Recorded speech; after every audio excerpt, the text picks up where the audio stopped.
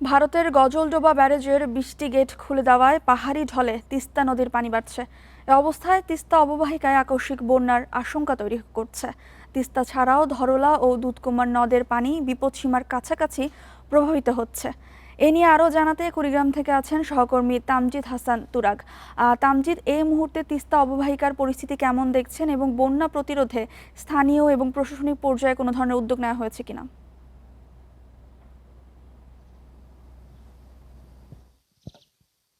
আসলে এই মুহূর্তে কুড়িগ্রামের যে ৩টি নদী রয়েছে, যে ৩টি বন্যা আশঙ্কায় সবার আগেই তালিকায় থাকে, সেই ৩টি নদীর মধ্যে তিস্তা, দুধকুমর এবং আ ধরলা নদী রয়েছে। এই নদীর অববাহিকায় পানির প্রতি সপ্তাহে সর্বোচ্চবার বিকাশ পেমেন্টে ৫০ জন হবেন পেমেন্ট চ্যাম্পিয়ন। জিতে নিন টিভি সহ আকর্ষণীয় সব প্রাইজ।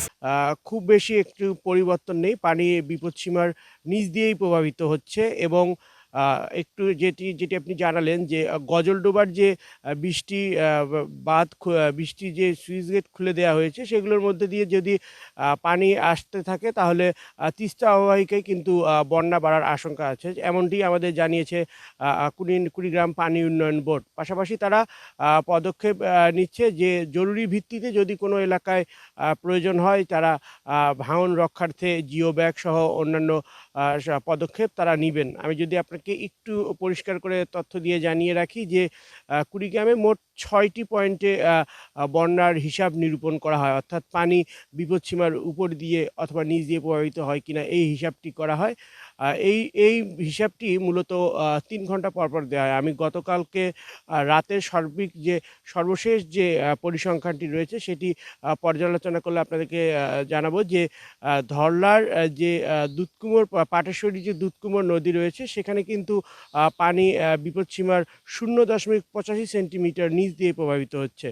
পাশাপাশি তিস্তা অববাহিকায় পানি বিপদসীমার ০.৯৬ সেন্টিমিটার নিচ দিয়ে প্রবাহিত হচ্ছে। এছাড়া ধরলার আরেকটি পয়েন্ট রয়েছে যে তালুক শিমুলবাড়ি, এই পয়েন্ট দিয়ে পানি কিন্তু ১.২১ সেন্টিমিটার বিপদসীমার নিচ দিয়ে প্রবাহিত হচ্ছে। তো সার্বিক দিক বিবেচনায় এখন পর্যন্ত কুড়িগ্রামের কিছু কিছু নিম্নাঞ্চল প্লাবিত হয়েছে। আপনি নিশ্চয়ই ক্যামেরার চোখ দিয়ে আমার পেছনের অংশটি দেখতে পাচ্ছেন। এটি একটি নিম্নাঞ্চল।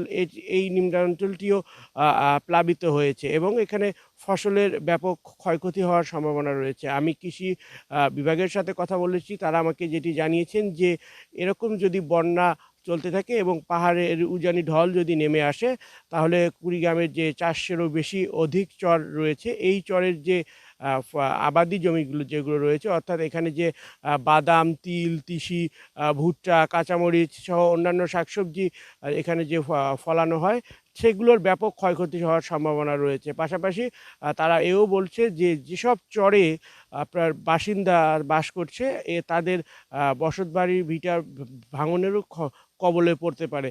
তো সার্বিক দিক বিবেচনায় এখন পর্যন্ত কুড়িগ্রামের বন্যা পরিস্থিতির যে সর্বশেষ তথ্য রয়েছে, সেখানে আমরা দেখতে পাচ্ছি যে বিপদসীমার উপর দিয়ে এখনও কোনো নদীর পানিই প্রবাহিত হচ্ছে না, তবে তা বিপদসীমার ছুঁই ছুঁই হচ্ছে। তবে নতুন করে আশঙ্কা দেখা দিয়েছে এই তিস্তাপাড়ের মানুষের, যে ভারতের যে পশ্চিমবঙ্গ রয়েছে, সেখানে যে গজলডোবা ব্যারেজ রয়েছে, সেখানকার ২০টি গেট খুলে দেওয়ায় নতুন করে তিস্তাপাড়ের মানুষের মধ্যে আশঙ্কা শঙ্কা কাজ করছে যে কখন যে তিস্তা তাদের শেষ সম্বল নিয়ে যাবে, এ নিয়ে তারা দিন কাটাচ্ছে। পাশাপাশি একটু জানিয়ে রাখি, কুড়িগ্রামের যে অন্যান্য পয়েন্টগুলো রয়েছে, অর্থাৎ ব্রহ্মপুত্রের চিলমারি পয়েন্ট, নুনখাওয়া পয়েন্ট, এই পয়েন্টগুলো দিয়েও কিন্তু পানি স্বাভাবিক হারে প্রবাহিত হচ্ছে। বিপদসীমার ২ থেকে ৩ সেন্টিমিটার নিচ দিয়ে পানি প্রবাহিত হচ্ছে।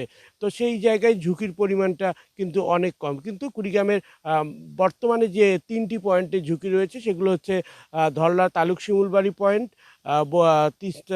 তিস্তার কাউনিয়া পয়েন্ট, এছাড়া দুধকুমার নদীর পাটেশ্বরী পয়েন্ট। এই ৩ পয়েন্টে পানি কিন্তু বিপদসীমা ছুঁই করছে। ইতিমধ্যে আমরা স্থানীয় বাসিন্দাদের সাথে কথা বলেছি, তারা আমাদেরকে যেটি জানিয়েছেন যে তারা এই বন্যা মোকাবেলা করতে তাদের ব্যক্তিগত পর্যায় থেকে তারা ধন্যবাদ। নানা কুড়িগ্রাম থেকে জানাচ্ছিলেন সহকর্মী তামজিদ হাসান তুরাগ।